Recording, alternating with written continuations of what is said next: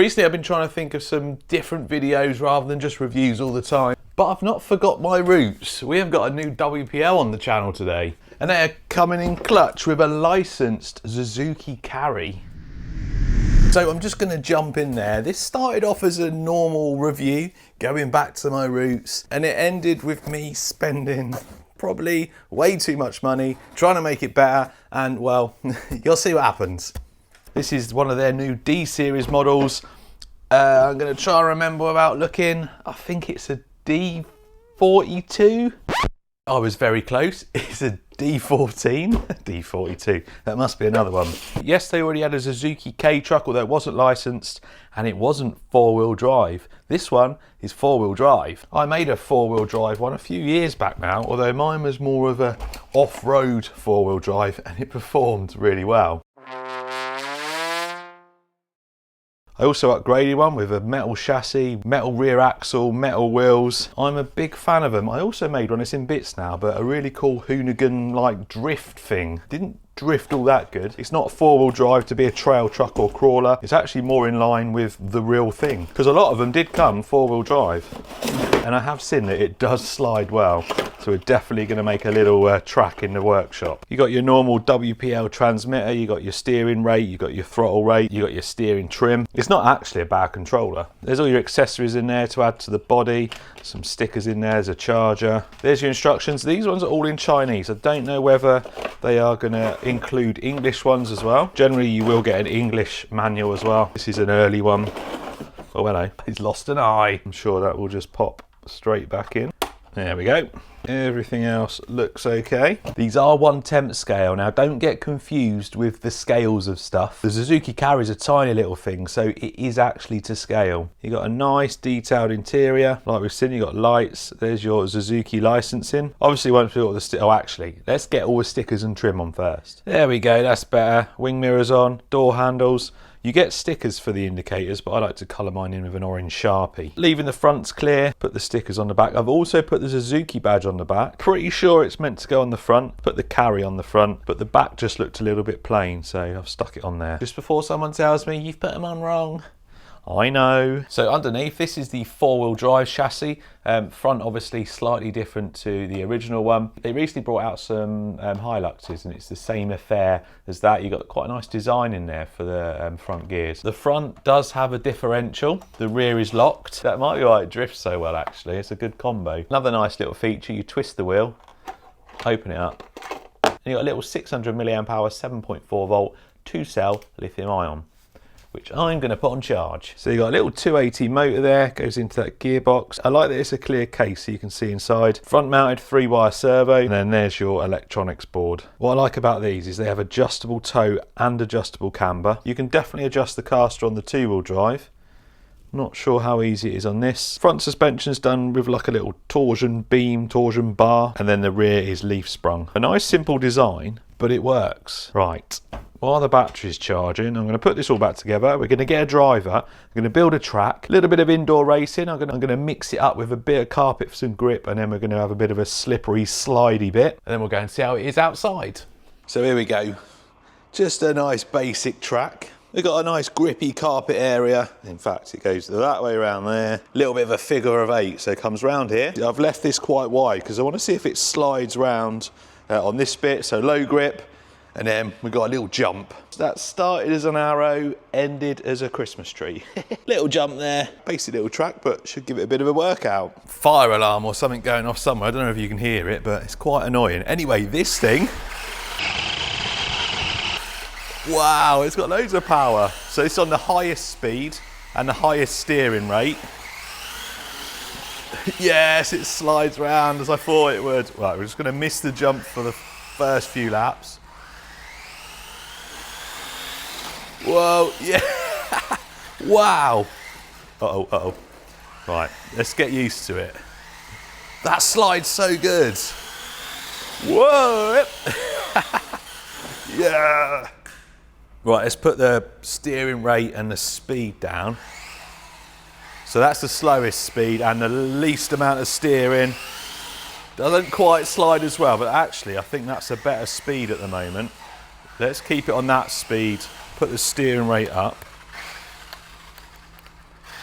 There we go. Yes. Let's get some laps in. Whoa.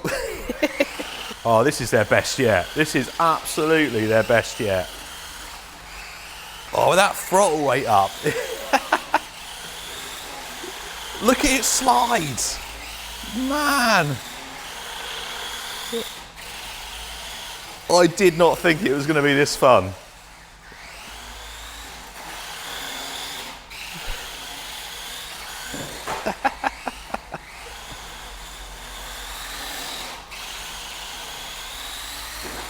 Whoa!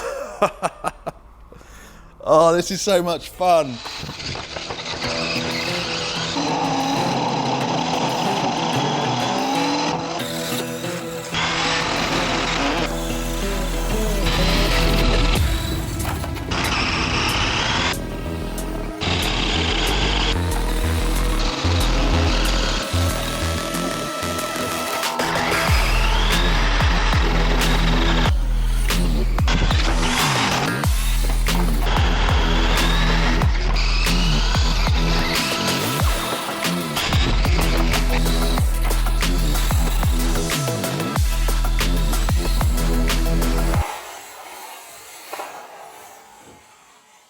Obviously we got to see how fast it goes. This is in the fastest speed. I reckon 12, I'm going to say 12, oh I don't know, 11.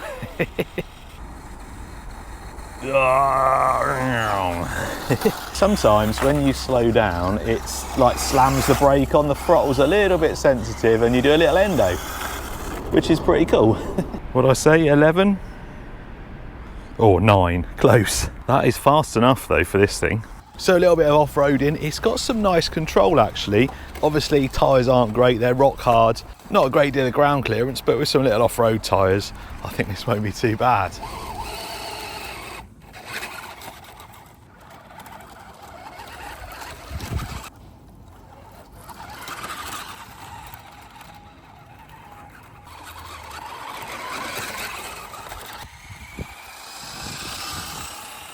So as I mentioned at the beginning of the video, we've done a few changes.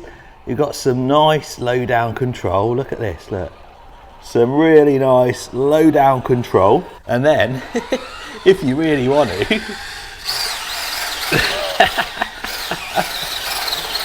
and this is only on 2S and it will run free. And with a gyro in there, it's a little drift machine.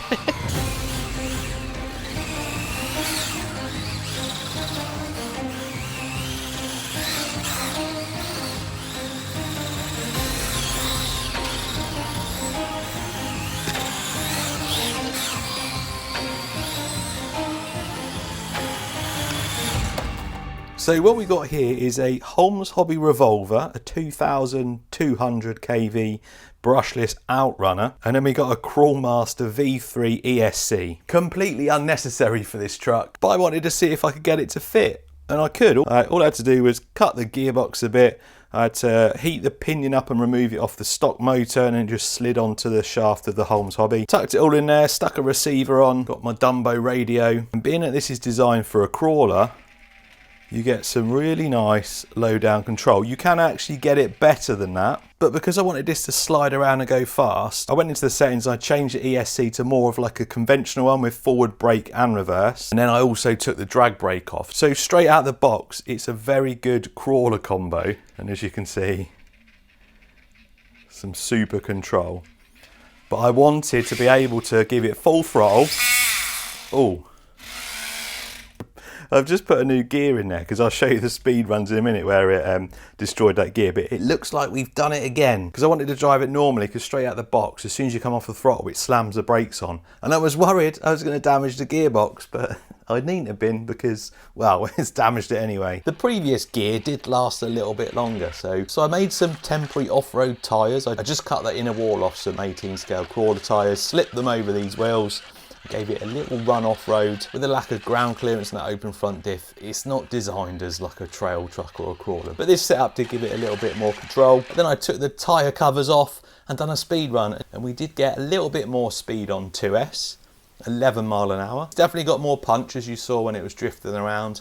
Then I put a 3S in it, And well, yeah, that's where the gearbox decided it had had enough. Although I did get a couple of passes in, and we got 16 mile an hour, which is not far off double the stock speed. It's definitely not something I'd recommend doing. I just wanted to see if it would work. If you could get some metal gears for that gearbox, I'm not sure if you can, and then upgrade your drivetrain, it might be alright. But as you saw, it's really good straight out of the box, and I had loads of fun with it.